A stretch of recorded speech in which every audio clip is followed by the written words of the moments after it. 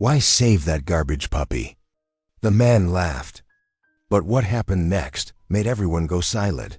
She thought she was just pulling a weak little dog off a trash conveyor. But that one small act of kindness lit the fuse for something much darker. Because this wasn't just a lost puppy. This was a clue to a secret no one was supposed to uncover. As threats close in, her fight to protect the helpless drags her into danger she never imagined. Every step she takes pulls back another layer of lies and exposes people who will do anything to keep their secrets buried. What starts with a laugh soon turns into a battle for survival, and the truth behind that garbage puppy will shock everyone. But the question is, can she save more than just the dog before it's too late? Drop a comment below and share which part of the world you're tuning in from today. If you enjoy stories like this, don't forget to subscribe for more. The morning sun cast long shadows across Granite Ridge Disposal as Greer Harlow made her usual rounds. Her steel-toed boots clicked against the concrete floor of the warehouse where she'd spent the last 3 years recording truck weights and processing paperwork. The familiar smell of industrial cleaners mixed with the less pleasant odors from the waste processing area. But Greer had long since gotten used to it.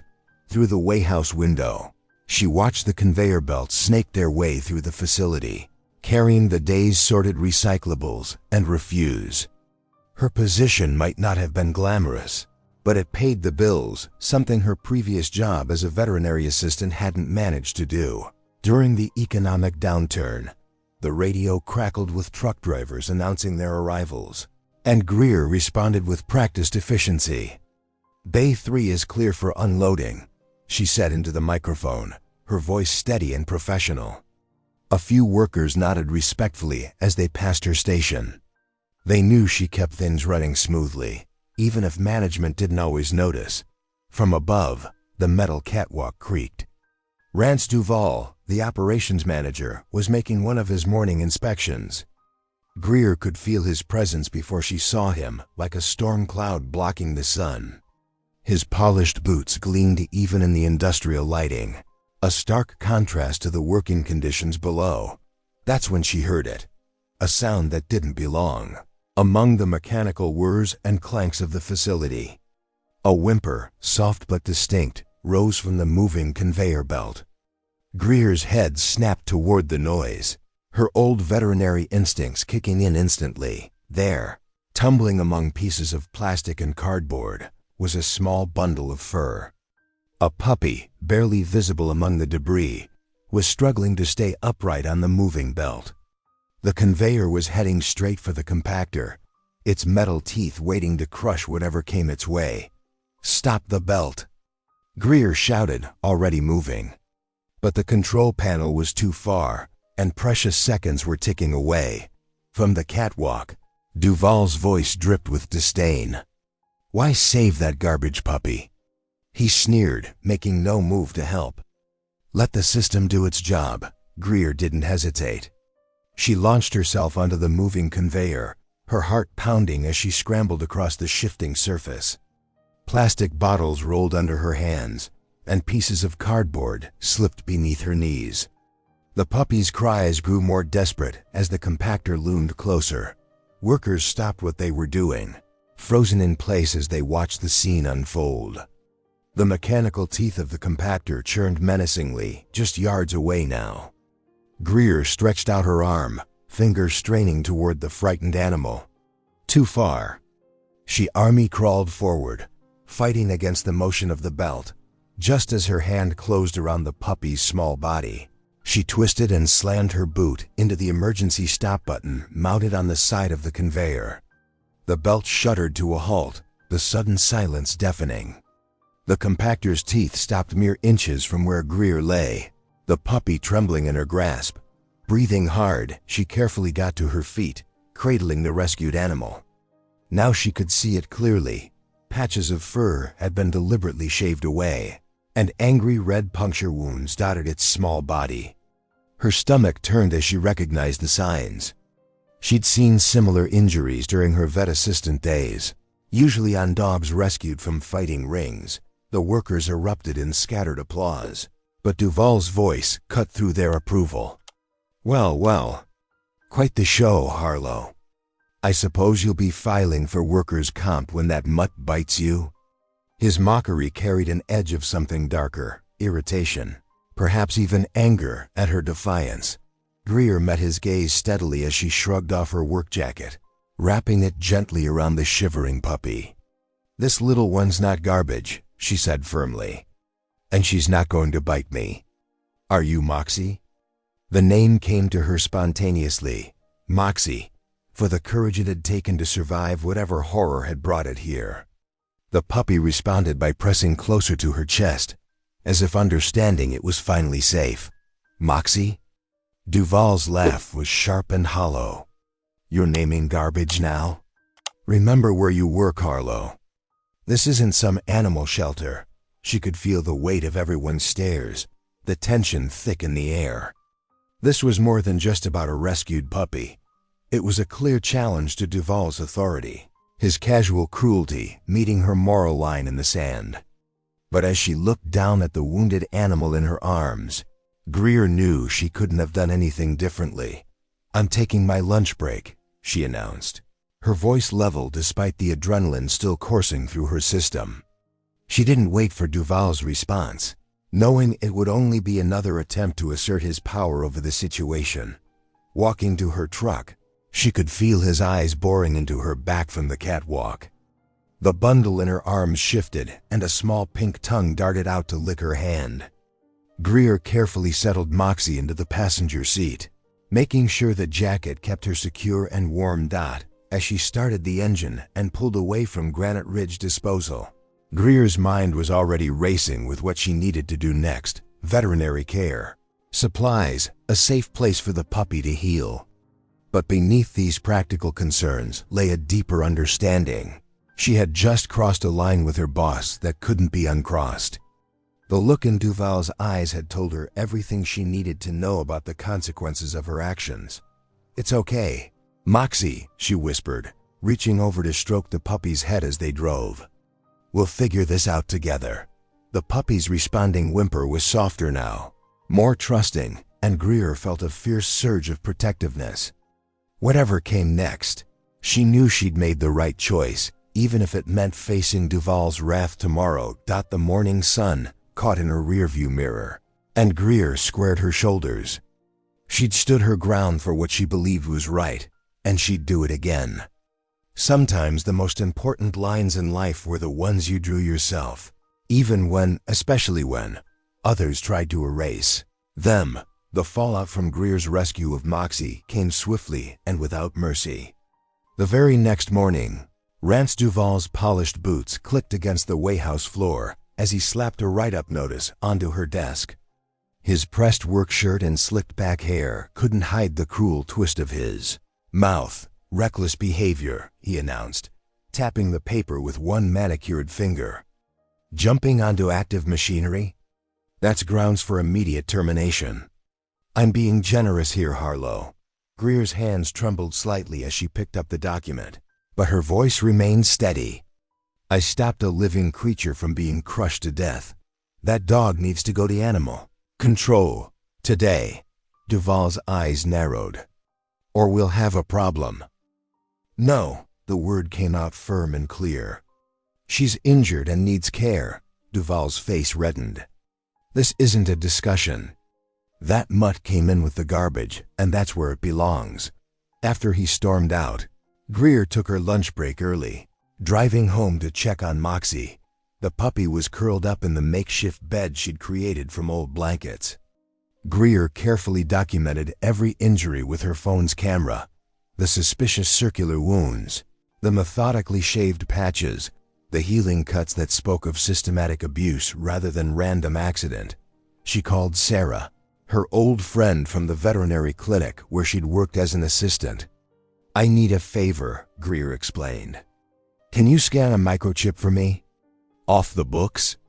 20 minutes later, she sat in Sarah's back office, holding Moxie still as her friend ran the scanner over the puppy's shoulder blades.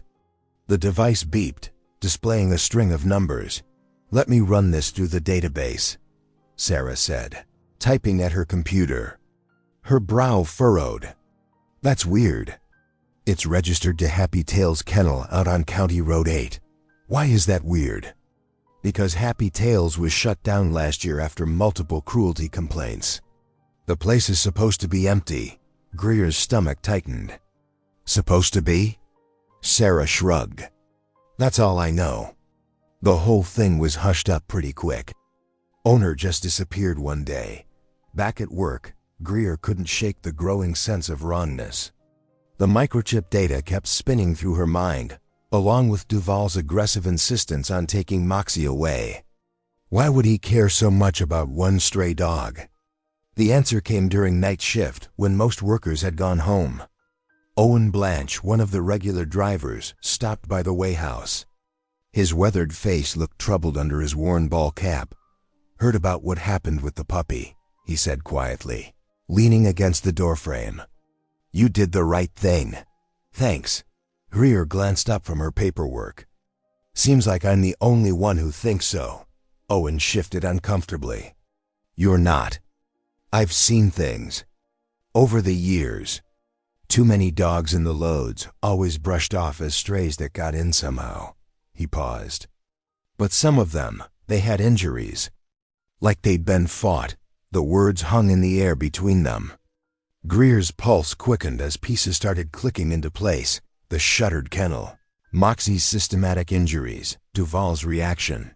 The suspicious number of dogs in the waste stream. I can't give her up, Greer said. Not until I figure out what's really going on here. Owen nodded slowly. I'll help however I can. Just be careful. Duval's got friends in high places. County officials who looked the other way. That night, after her shift ended, Greer sat at her kitchen table with her evidence spread out before her.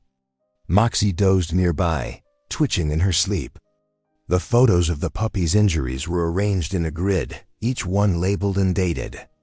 The microchip information from Happy Tail's kennel glowed on her laptop screen, along with news articles about its closure. Her hands shook as she began organizing everything into a folder. This wasn't just about saving one puppy anymore. The implications stretched far beyond Granite Ridge disposal, hinting at something darker and more organized. How many other dogs had disappeared into the facility's machinery, their evidence crushed and buried forever? Moxie whimpered in her sleep, and Greer reached down to gentle her. It's okay, girl, she whispered. We're going to figure this out. The puppy's tail thumped weakly against the floor. And Greer felt the weight of her promise settle onto her shoulders. She stared at the microchip data until the numbers blurred, knowing she'd stumbled onto something bigger than herself. But with Owen's quiet support and Moxie's trust to guide her, she couldn't walk away. Not now. Not when she might be the only one willing to dig for the truth. Her photo showed a pattern of abuse too deliberate to ignore. The shaved patches weren't random. They matched common fighting injuries. The healing cuts followed a familiar template she remembered from her vet clinic days. Each piece of evidence pointed to an organized operation, not isolated incidents. The clock ticked past midnight as Greer methodically labeled and filed each document, each photo, each scrap of information. Her small kitchen had become command central for what was quickly evolving from a simple rescue into a full investigation. The implications of the microchip trace to Happy Tail's kept circling back, a supposedly abandoned facility somehow still connected, to injured dogs appearing in the waste stream. She reached for her phone, adding Owen's number to her contacts. Having an ally inside Granite Ridge felt like drawing a first deep breath after too long underwater. His quiet conviction that something was wrong matched her own instincts, validating the risks he was taking. The autumn night pressed cold against the wayhouse windows as Greer and Owen huddled over scattered papers in the dim light of her desk lamp. The clock on the wall ticked past 11, marking another hour of their secret investigation. Under Greer's desk, Moxie dozed peacefully in her carrier, her soft snores a gentle reminder of what was at stake. Look at this, Owen whispered. his weathered finger tracing a line on one of the root logs he'd carefully copied over the past months. His ball cap cast shadows across his concerned face. Truck 43. Every Thursday night, it goes dark here. He pointed to a gap in the GPS tracking. Greer leaned closer, her dark hair falling forward as she studied the pattern. How long does it disappear? 2 hours, sometimes 3. Always between midnight and 3 in the morning. They spread out more papers, arranging them chronologically. Route slips, official manifests, and GPS logs told different stories. The official documents showed direct routes to the landfill, but Owen's secret copies revealed consistent detours. I've been marking these for months, Owen explained, pulling out a creased map. Red circles dotted a rural area outside the county line. Every time we found those stray dogs in the loads the next morning, there was a detour the night before. Greer's heart raced as she overlaid the patterns. The detours all led to the same area, an abandoned livestock barn she remembered passing on her drives. This is it, Owen. This is where they're doing it. We need proof, Owen said firmly. Real proof, not just paper trails. They spent the next hour outlining a careful plan. No confrontations, no heroics, just documentation. Greer's safety would come first. Gathering evidence would come second. They agreed to keep their distance and use cameras with good zoom lenses. I got this, Greer said, pulling out a disposable camera from her bag. In case they try to grab our phones. Owen nodded approvingly. Smart thinking. During their planning, heavy footsteps echoed through the building. Greer quickly swept the papers into a folder as Duval's shadow appeared in the doorway. He stood there, watching them with suspicious eyes.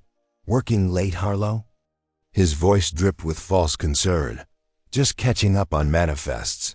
Sir, Greer replied evenly, keeping her expression neutral. Then you won't mind running these over to Building C. He dropped a stack of papers on her desk. Right now. It was another power play, another test.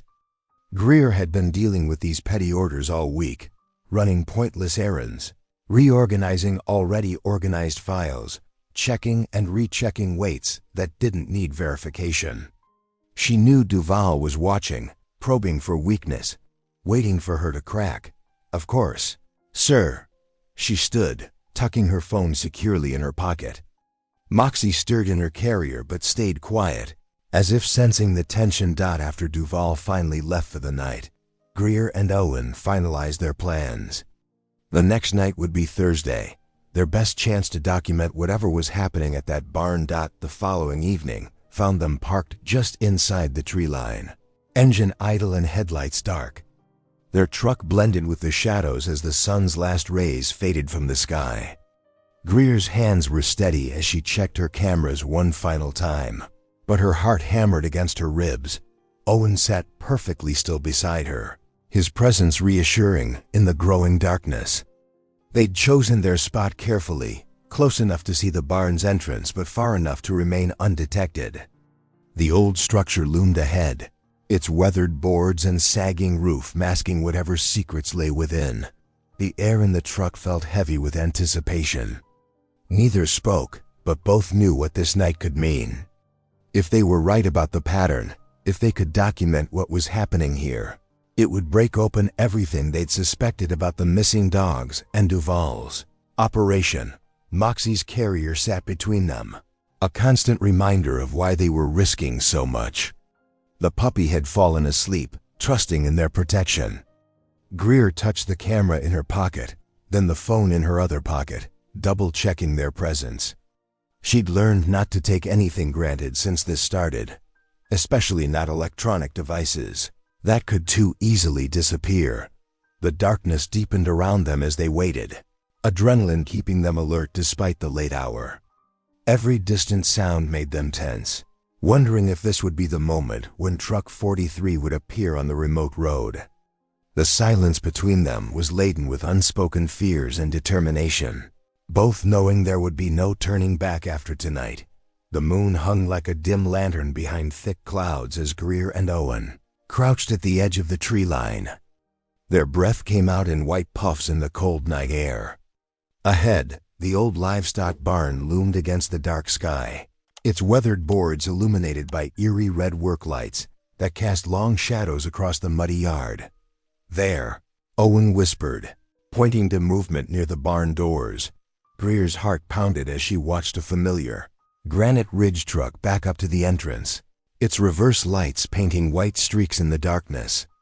The engine's low rumble couldn't mask the sounds that made her stomach turn, whimpers and frightened barks coming from inside the truck. "I can't believe they're actually doing this," she murmured, raising her phone to start taking photos. Her hands shook slightly as she tried to steady the device. 3 men emerged from the shadows, their faces partially hidden under baseball caps. They worked quickly, unloading crates from the truck. Inside each one, Greer could see the shapes of dogs moving, hear their distressed sounds carrying across the yard. "Wait," Owen breathed, touching her arm. "Look!" A white van was approaching slowly, its headlights off. As it backed into position beside the truck, Greer's blood ran cold. It was a county animal control vehicle, but something was wrong. In the red work lights, she could see strips of tape crudely covering portions of the official logo. "The system's in on it," she whispered, her voice tight with anger and disbelief. "Keep taking pictures. We need everything." Her fingers pressed the camera button repeatedly, capturing shot after shot. License plates, the masked logo, the men's faces when they turned toward the light, the actual transfer of dogs between vehicles. Each click of the camera felt like documenting a nightmare she couldn't wake up from. A dog's particularly sharp yelp pierced the night, making Greer flinch. One of the men kicked the crate in response, and she had to bite her lip to keep from crying out in protest. Then everything happened at once. A bright beam of light sliced through the darkness, sweeping across their hiding spot. A lookout they hadn't noticed was patrolling the perimeter. "Hey!" The shout shattered the night. "Over there! Run!" Owen grabbed Greer's arm, pulling her up as they crashed through the underbrush toward their parked truck.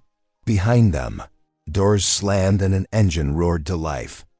Owen practically threw Greer into the passenger seat before leaping behind the wheel. The truck's engine turned over just as headlights appeared in their rearview mirror. They shot forward down the narrow farm lane, tires spinning in loose gravel. The pickup truck behind them was gaining fast, its high beams filling their cab with harsh light. "Hold on!" Owen called out, his knuckles white on the steering wheel. A violent impact jolted them forward as the pursuing vehicle slammed into their back bumper. Greer braced herself against the dashboard, her phone clutched tight to her chest. Another ram sent them fishtailing, gravel spraying from their tires. The farm lane twisted ahead of them, barely visible in the darkness. Their pursuers stayed right on their tail, engine growling like an angry beast. Each impact threatened to send them spinning off the road. Owen's face was a mask of concentration as he fought to keep control. "There's a culvert up ahead," he said through gritted teeth. "Drainage ditch." "It's narrow," Greer understood immediately. "They won't fit through." "Better hope we do," Owen muttered. The culvert appeared suddenly, a dark gap beneath a crossing road, barely wider than their truck. Owen cranked the wheel hard, tires screaming as they skidded toward the opening. Greer squeezed her eyes shut, hearing the scrape of metal on concrete as they threaded through the narrow passage. They burst out the other side, water spraying up from the drainage ditch. In the rearview mirror, Greer saw their pursuers' brake lights flare as the larger pickup was forced to stop at the culvert's entrance. They drove another 10 minutes in tense silence before Owen pulled over in a secluded spot off the main road. They sat there, both shaking, listening to the tick of the cooling engine. "Let me see what you got," Owen finally said. Greer's hands trembled as she pulled up the photos on her phone. Many were blurry from motion, but some were clear enough. The taped van, several faces, the crates being transferred. "It's not perfect evidence," she said, "but it suggests what's happening." The ring, the county's involvement. It's enough to be dangerous, Owen replied gravely. They tried to run us off the road tonight. This isn't just about losing our jobs anymore. Greer nodded, feeling the weight of their situation settle onto her shoulders. We need to be extra careful at work now. Act normal. And we should make copies of everything, all the photos, the route logs, everything we've gathered, in case anything disappears. I know a place, Owen said. We can store backup copies there tomorrow. But tonight, we need to get home before anyone notices we're gone. As they drove back toward town, Greer couldn't shake the image of that taped-over animal control logo. It was one thing to suspect corruption. It was another to see it so plainly displayed. To know that the very system meant to protect these animals was helping to abuse them instead. She touched her phone, feeling the weight of the evidence it contained. They might not have enough yet to bring down the entire operation, but they had proof that it existed. Now they just had to stay alive long enough to expose it. The first rays of sunlight had barely touched the horizon when Greer's phone buzzed with an urgent message from Human Resources. Her stomach clenched as she read the demand to appear immediately. The morning air felt heavy with threat as she drove to the Granite Ridge offices, leaving Moxie safely tucked in her carrier at home. Duval was already waiting in the HR office, his pressed shirt and polished boots a stark contrast to the early hour. His smile didn't reach his eyes as the HR manager shuffled papers on her desk. Double quotes, Ms. Harlow. We have serious concerns about your activities last night, the HR manager began, not quite meeting Greer's gaze. There are reports of trespassing on private property. Caught on camera, weren't you? Duval cut in, his voice dripping with satisfaction. Breaking and entering. Criminal behavior. Greer's hands balled into fists under the table. I was on public roads. You're suspended, effective immediately, Duval announced. 2 weeks, unpaid. And Owen? His smile widened. Let's just say his route assignments might need some adjusting. Dangerous loads require experienced drivers. The threat was clear. Greer stood, her chair scraping against the floor. Is that all? For now, Duval's words followed her out like a snake's hiss. The drive home seemed endless, worry gnawing her thoughts. But as she pulled up to her trailer, that worry exploded into horror. The door hung crooked on its hinges, splintered around the lock. Heart pounding, Greer rushed inside. The small space had been ransacked. Drawers pulled out and emptied, their contents scattered across the floor.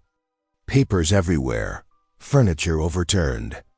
But worst of all, the empty space where Moxie's carrier should have been. Moxie? Greer's voice cracked as she searched frantically. Moxie! Only silence answered. The puppy was gone, stolen while Greer had been trapped in that sham meeting. She sank to her knees among the wreckage, hands shaking as she picked up Moxie's chew toy from under an overturned chair. Raw grief mixed with white-hot fury in her chest. Forcing herself to move, Greer called the sheriff's department. The deputy who showed up an hour later barely glanced around, his notepad remaining stubbornly blank. Probably just kids, he drawled, though his eyes slid away when Greer described the missing puppy. Not much we can do without evidence. There are tire tracks outside, Greer insisted. And they knew exactly when I'd be gone, the deputy shrugged. File a report if you want. But don't expect much.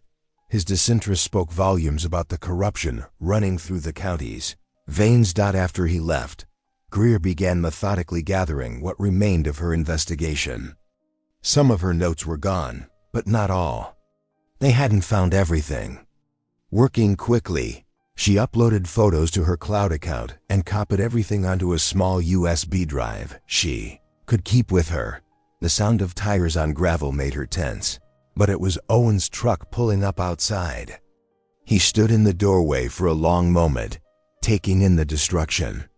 His silence said more than words could. Finally he spoke, his voice steady and sure. They won't stop, Greer, not until they think they've won. They took Moxie. Her voice broke on the puppy's name. They broke in and they took her while I was stuck in that meeting with Duval. Owen's jaw tightened. It's leverage. They think if they hurt you enough, you'll back down. They're wrong. Greer stood among the scattered remains of her home, steel entering her voice. This isn't just about exposing them anymore. They made it personal. She walked to the empty carrier lying on its side, running her fingers along the bent wire door. I'm going to bring her home, she promised aloud, the words filling the destroyed space like a vow. Whatever it costs, whatever it takes. I'm bringing Moxie home. The morning sun streamed through the broken door, illuminating the determination on her face. They had tried to break her by taking what she loved most. Instead, they had only made her stronger, more resolved. The fight had changed now. It wasn't just about justice anymore. It was about saving a small, brave puppy who had already survived so much. Owen stepped fully into the room, his presence solid and supporting. You're not in this alone, he said quietly.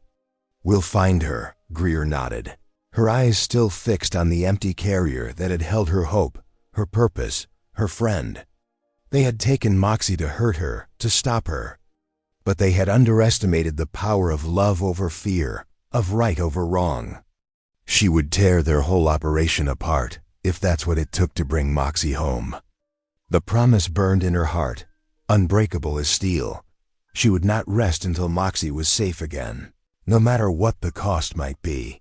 The evening shadows stretched long across Greer's kitchen table as Owen sat heavily in a chair, his weathered hands clasped tight around a steaming mug of coffee. His face looked older somehow, worn by the weight of what he needed to say. There's something I haven't told you, Owen began, his voice rough. About my brother Mike. He worked maintenance at Granite Ridge, fixing the compactors and belt systems. Greer leaned forward, sensing the importance in Owen's tone. The kitchen felt smaller, closer, as if the walls were drawing in to hold this confession. Mike noticed things weren't right with the safety systems. The interlocks, they're supposed to stop the machines if anything goes wrong. He kept finding them disabled. Owen's knuckles went white around his mug. He started documenting it, taking pictures, making diagrams. Said he was going to report it. What happened to him? Greer asked softly, though she feared she already knew. Shop accident, they said. Owen's voice cracked. Crushed between the belt and roller while doing maintenance. But Mike knew those systems inside and out. He never would have made that kind of mistake. Owen reached into his jacket pocket and pulled out a small thumb drive, placing it carefully on the table between them. He left this in my truck the day before. I've been too scared to do anything with it, until now. Greer picked up the drive with trembling fingers. They moved to her small laptop, and as the files opened, her breath caught. Detailed technical drawings filled the screen, schematics of the compactor systems, with careful notes about bypassed safety features and disabled fail-safes. Look here, Owen pointed, his finger tracing a particular modification. This override ensures the compactor won't stop, no matter what or who gets loaded. Greer's warehouse experience let her follow the diagrams. The horrible elegance of it made her stomach turn. They're not just using the waste system as cover, she whispered. It's their weapon. That's why we never find enough evidence. The dogs, they're making sure nothing identifiable survives. Every crushed stray she'd logged took on new meaning. Every hurried cleanup. Every time Duval insisted on immediate disposal. The grief she'd been carrying crystallized into sharp, terrible clarity. This is how they're doing it, she said, her voice stronger now. And this is how we stop them, Owen nodded slowly. But the county's in their pocket. Who do we take this to? Not the county. Greer was already pulling up news websites on her laptop. We need to go bigger. State papers. TV stations. Animal rights groups. We need to make this too big for them to bury. They'll come after us, Owen warned. But there was no hesitation in his voice. Hard. They already are. Greer thought of her ransacked trailer, of Moxie stolen away. At least this way, we make it count. They spent the next hours organizing their evidence, the thumb drive files, their photos from the barn, GPS logs, everything that could corroborate their story. Greer created multiple backups, storing them in different locations. Owen reached out to trusted friends who could hold copies, people outside the county's reach. Mike tried to do this alone, Owen said as they worked. That's why they got to him. But we're doing this together. Greer paused in her typing to look at him. In the soft glow of the laptop screen, she saw not just an ally but a partner. Someone who understood exactly what was at stake and was willing to risk everything to make it right. Together, she agreed, turning back to her work with renewed determination. The story was taking shape, not just about dogfighting, but about systematic cruelty hidden behind corporate efficiency, about corruption that reached through every level of local authority, about those who profited from silence and those who died breaking it. They worked through the night, building their case piece by piece. When dawn began to color the sky, they had emails drafted to journalists, attachments prepared, evidence organized. The next steps were clear. They would need to move fast, release everything at once, before Duval and his allies could react. Once we send this, Greer said, her finger hovering over the keyboard, there's no going back. Owen squeezed her shoulder gently. I know, but Mike would say we're already past that point. Have been since you saved that puppy.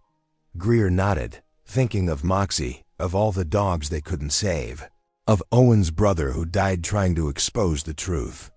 The time for whispers and careful investigation was over. They needed sunlight now, bright, revealing, unforgiving sunlight that would illuminate every dark corner of Duval's operation, the weight of Mike's sacrifice, preserved in the technical drawings that would help bring down his killers, settled around them like a solemn blessing. This was no longer just about saving dogs or exposing corruption. It was about justice for Mike, for Moxie, for every victim of a system designed to destroy evidence of its own cruelty. Greer's hands trembled slightly as she mounted the small dashboard camera to the windshield of Owen's truck. The night air was crisp, and her breath formed little clouds in the beam of her flashlight. She double-checked the mounting, making sure the angle was perfect to capture everything they needed. Testing, she whispered, watching the preview on her phone screen. The image was crystal clear, showing the dark parking lot of Granite Ridge Disposal. She had spent hours figuring out how to set up the livestream properly, making sure it would broadcast without a hitch when the moment came.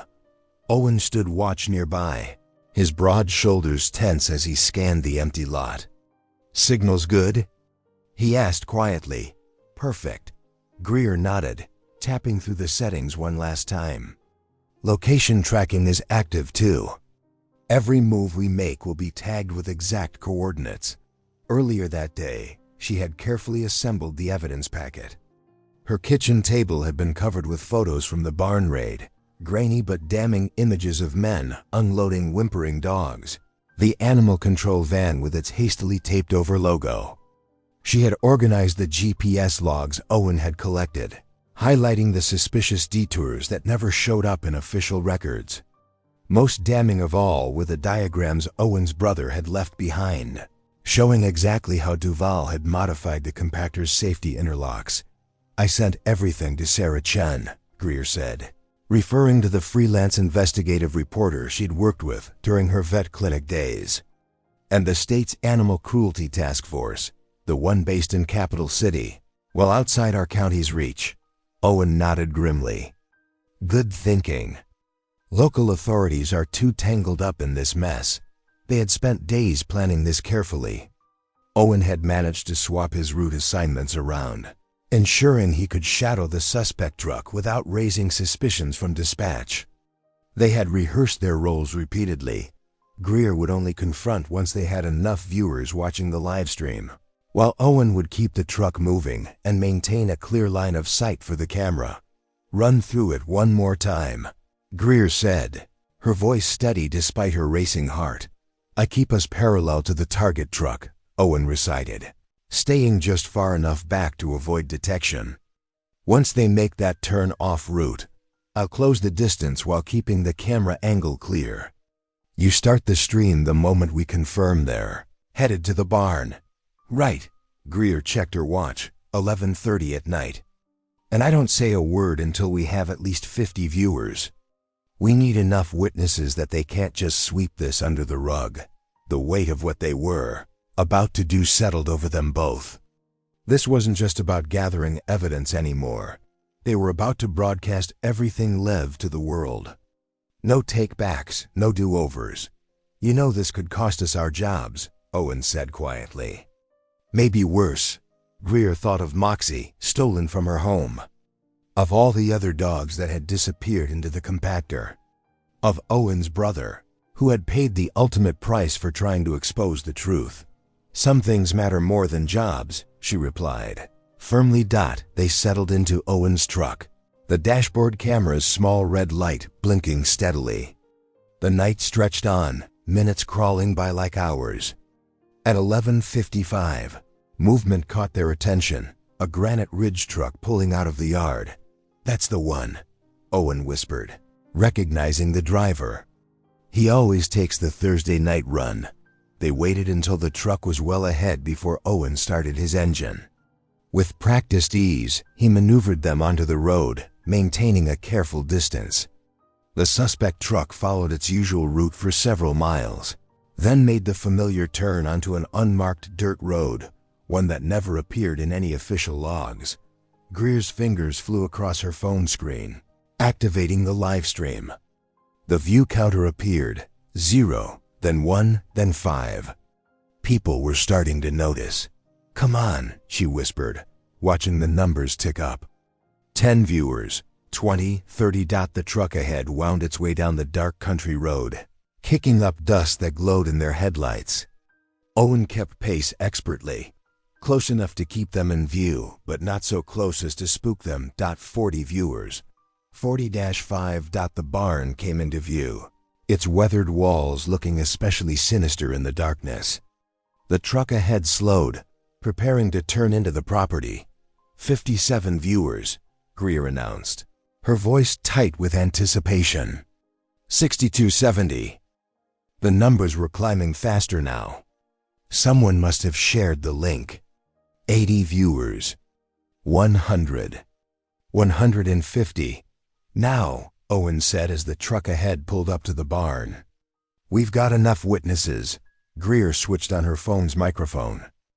Good evening, she said clearly, her voice steady despite her pounding heart. My name is Greer Harlow, and I'm about to show you something that's been happening at Granite Ridge Disposal. Something that needs to stop. The viewer count jumped again. 200. 250. Comments started flowing in, people asking questions, expressing confusion and concern. Owen pulled their truck into position, giving the camera a clear view as men emerged from the barn. The truck's back door rolled up, and the distinctive sound of barking filled the night air. What you're seeing is happening live, Greer continued, her voice growing stronger. Those are dogs being unloaded, dogs that were supposed to be safely in shelters or rescued. Instead, they're being brought here, where no one can see what happens to them. The viewer count hit 300 as the men began unloading cages. The camera caught everything, their faces, their actions, the terrified animals. There would be no denying what was happening this time. We have GPS logs showing how these trucks go off route, Greer explained. We have diagrams showing how the safety systems were disabled to hide evidence. We have proof that this isn't just a few bad actors. It's a systematic operation involving both Granite Ridge Disposal and members of local animal control. 400 viewers. 500. The comment section exploded with outrage and calls for action. Greer knew there was no going back now. They had successfully shown a spotlight on the RIN's operations, and hundreds of people were witnessing it in real time. The location tracking continued to record their exact coordinates, creating an undeniable record of where these activities were taking place. Everything was being documented, time-stamped, and witnessed by hundreds of independent observers. Owen kept the truck perfectly positioned, ensuring the camera captured every damning detail. The live stream counter continued to climb, 600 viewers, then 700. The truth was finally coming to light, and there would be no hiding it this time. The camera's red light blinked steadily as Greer stepped out of Owen's truck, her heart pounding but her voice clear and strong. The live stream counter showed over 800 viewers now watching as she walked into frame. Facing the men at the barn, Rance Duval. She called out, her voice carrying across the yard. "Release these animals immediately. Everything you're doing here is being broadcast live to hundreds of witnesses." Duval emerged from the shadows, his face twisting into an unsettling smile. He held up his hands in what appeared to be surrender, nodding slowly. "Now, Ms. Harlow," he said, his voice deceptively calm. "Let's not do anything hasty." The moment stretched taut as a wire. Then everything happened at once. Duval lunged for the truck's cab, the engine roaring to life. Metal screamed against metal as the bumper slammed into Owen's vehicle. Greer watched in horror as Owen's truck spun wildly, tires losing grip on the loose gravel. It slid sideways into the drainage ditch with a sickening crunch. "Owen!" She screamed, but before she could move, Duval's iron grip seized her arm. He yanked her roughly toward the idling truck, shoving her into the passenger seat. The doors slammed, locks clicking with finality. The truck lurched forward, tires spitting gravel. Through the side mirror, Greer caught a final glimpse of Owen's truck, tilted at a dangerous angle in the ditch. Her phone clattered to the floor, the live stream still running, comments flooding in faster than she could read them. Behind them, in the truck's cargo area, a horrible mechanical shriek pierced the air, the unmistakable sound of the compactor system engaging. Frantic scratching and whimpers carried through the steel walls, making Greer's blood run cold. She knew exactly what Duval had done. He'd activated the modified system, turning the waste truck into a mobile execution chamber. Fighting down waves of panic, Greer forced herself to think. She'd studied Owen's brother's diagrams. She knew these trucks inside and out from her years at the Way House. There had to be a way to stop this. Emergency systems, access panels, override switches. Her mind raced through everything she knew about the truck's design. The main hydraulic controls were in the cab, but Duval had positioned himself to block them. There was an external emergency stop on the rear panel, useless to her now. But there might be an access point through the cab's rear window. The truck swerved hard, taking a turn too fast. Greer recognized the route. They were heading for the quarry transfer pit. Her stomach lurched as she realized Duval's plan. The pit was deep enough to hide a truck for days, long enough for any evidence to be destroyed. In the distance, sirens wailed. Help was coming, but too far away. The comments continued pouring in on her fallen phone. Viewers sharing their location coordinates, calling emergency services, documenting everything. But would it be enough? Would help arrive in time? The mechanical grinding grew louder. More scratching sounds carried through the steel, growing increasingly desperate.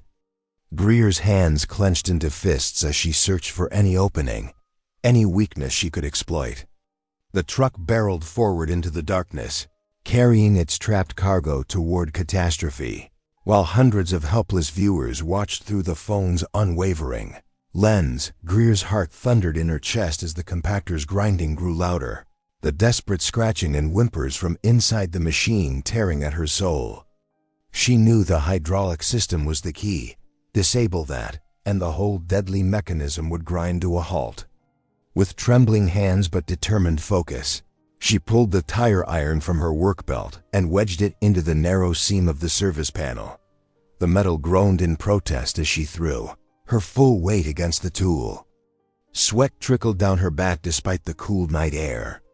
One more heave and the panel finally gave way with a screech, exposing the maze of hydraulic lines within. Without hesitation, she grabbed the main pressure line and yanked it free. Dark fluid sprayed across her arms as the compactor's terrible motion slowly died, its mechanical roar fading to a weak groan. "No!" Duval's enraged voice carried from the cab. But Greer was already moving, slapping the manual kill switch with her palm. The entire system shuddered to a complete stop, the sudden silence almost deafening Dot through the darkness. She spotted Owen's pickup truck, its front end crumpled but still mobile, as it lurched across the quarry ramp. Despite the blood running down his face from their earlier collision, Owen managed to angle his vehicle sideways, creating an effective barrier. Duval had no choice but to slam on his brakes to avoid crashing into Owen's truck. The welcome sound of sirens grew closer. Red and blue lights began to flash across the quarry walls as patrol cars appeared at the ridge. Guided by the GPS coordinates from the livestream and the flood of concerned calls from viewers, Greer felt a surge of relief. Help was finally here. Duval must have realized it too. He threw open the truck's door and bolted from the cab, trying to escape on foot. But Greer couldn't focus on him now. She had to get to the dogs. She raced along the catwalk, her boots clanging against the metal grating as she reached the jammed release gate. The latch was stuck fast, probably another of Duval's modifications to ensure nothing survived the compactor. Her fingers worked frantically at the mechanism while frustrated tears blurred her vision. Come on," she muttered. Finally, with a metallic snap, the latch gave way. The gate swung open and crates began spilling forward onto the platform. The first police officers were rappelling down into the quarry pit now, including several K-9 units. Their tactical lights cut through the darkness as Greer started hauling crates clear of the compactor's mouth. Many contained unconscious dogs, obviously sedated to keep them quiet during transport. Her heart clenched at the sight. How many animals had they lost this way before she and Owen had caught on? "Over here!" She called to the approaching officers. "They need medical attention." As she worked her way through the crates, checking each one, Greer's hands trembled with growing desperation. Where was Moxie? She had to be here somewhere. This load had to have been meant to dispose of the evidence, including the one dog who could be traced back to the fighting ring through her microchip. Finally, in one of the last crates, she found her.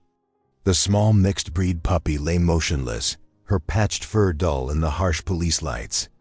For one horrible moment, Greer's breath caught in her throat. But then she saw the slight rise and fall of Moxie's chest, still breathing. Still alive. "Oh, thank God," Greer whispered, gathering the limp puppy into her arms. "I've got you, girl. You're safe now." News cameras had arrived with the police, their lights adding to the chaos as reporters pushed forward to capture the scene. There was no hiding what had happened here. The modified compactor, the sedated dogs, the entire killing machine was exposed for all to see. Even the county officials who had looked the other way couldn't deny this evidence. Greer heard Duval's voice rising in anger as officers caught up with him at the quarry's edge. "You can't prove anything. This is a waste disposal facility. We handle strays all the time." But his protests sounded hollow as handcuffs clicked around his wrists. The officers leading him past the rescue scene had to hold him back as he tried to lunge at Greer, spitting threats. "You'll regret this. You have no idea who you're dealing with." The flash of emergency lights turned his face ghastly as he was led away, his threats fading into the night air. Greer barely heard him, focused instead on the precious bundle in her arms. She hugged Moxie close, feeling the puppy's warm breath against her neck. Owen limped over, pressing a bandana against the cut on his forehead. "You did it," he said softly, reaching out to scratch behind Moxie's ears. "You actually did it. We did it." Greer corrected him, managing a tired smile. "I couldn't have exposed any of this without your help." Around them, veterinary technicians and animal control officers, legitimate ones this time, were arriving to assess and transport the rescued dogs. Evidence technicians photographed the modified compactor and collected samples. The livestream that had helped bring them here was still running, its viewer count now in the thousands. The truth about Granite Ridge Disposal's dark operation was finally in the light, and no amount of money or influence could hide it again. As Greer watched Moxie being gently examined by a vet tech, she felt the weight of the past weeks lifting from her shoulders. The fight had been worth every risk, every moment of fear and doubt. When a reporter approached, microphone extended, Greer knew exactly what she wanted to say. This wasn't just about exposing corruption. It was about standing up for those who couldn't speak for themselves. One small puppy had given her the courage to take that stand, and in doing so, had helped save countless others. In the weeks that followed the dramatic exposure at Granite Ridge, justice moved with surprising speed. The evidence was simply too overwhelming to ignore or cover up. Duvall, along with the barn operators, faced multiple felony charges including animal cruelty, racketeering, and obstruction of justice. The corrupt county contact who had helped funnel seized dogs into the fighting ring was stripped of his badge and charged as a co-conspirator. Granite Ridge Disposal's contract with the county was immediately terminated. The company's reputation lay in tatters, much like the web of lies they had spun for so long. But from those ashes, something new and hopeful began to emerge. Greer's suspension was lifted as the investigation validated every concern she had raised. The company's new management, eager to distance themselves from the scandal, offered her old job back. But Greer had different plans. On a bright spring morning, she stood in the courthouse finalizing Moxie's adoption papers. The once trembling puppy had grown stronger, her scars fading but serving as reminders of why their work mattered. Owen stood beside them, his presence no longer something they needed to hide. "It's official," Greer said, kneeling to ruffle Moxie's ears. "You're stuck with me now, girl." Together with Owen, they had approached the county about repurposing the old wayhouse. What had once been a waypoint for cruelty would become a sanctuary, a licensed intake way station for abandoned and rescued animals. It wasn't fancy or grand, but it was honest work that meant something. They painted the walls themselves, installed proper kennels, and set up a small examination area. Owen's mechanical skills came in handy as they modified the space to serve its new purpose. The transformation felt right, healing rather than hiding. Other employees who had suspected something wrong, but stayed quiet, now looked to Greer differently. She had become their moral compass, the one who had dared to say no when others looked away. New protocols were established, with Greer's input ensuring that animal welfare would never again be sacrificed for convenience or profit. As dusk settled over their first official day of operation, Greer walked through the quiet facility. Moxie trotted faithfully at her heels, her tail wagging as they made their final rounds. The small dog had come so far from that terrifying moment on the conveyor belt. They both had. Owen waited by the main entrance, holding the keys. Their eyes met in the fading light, sharing an understanding that went beyond words. This wasn't just about saving animals anymore. It was about the future they had chosen together, earned through courage and persistence, rather than granted by chance. As Greer locked the door, she felt a deep sense of rightness. What others had mockingly called garbage had led her to this moment, to purpose, to justice, and to love. The path ahead was clear now, chosen by her own heart and marked by the paw prints of one brave little dog who had refused to give up. Thank you for watching. Stories like this remind us who we are. If something touched your heart, go ahead and subscribe. I'll be back tomorrow with another story that just might stay with you.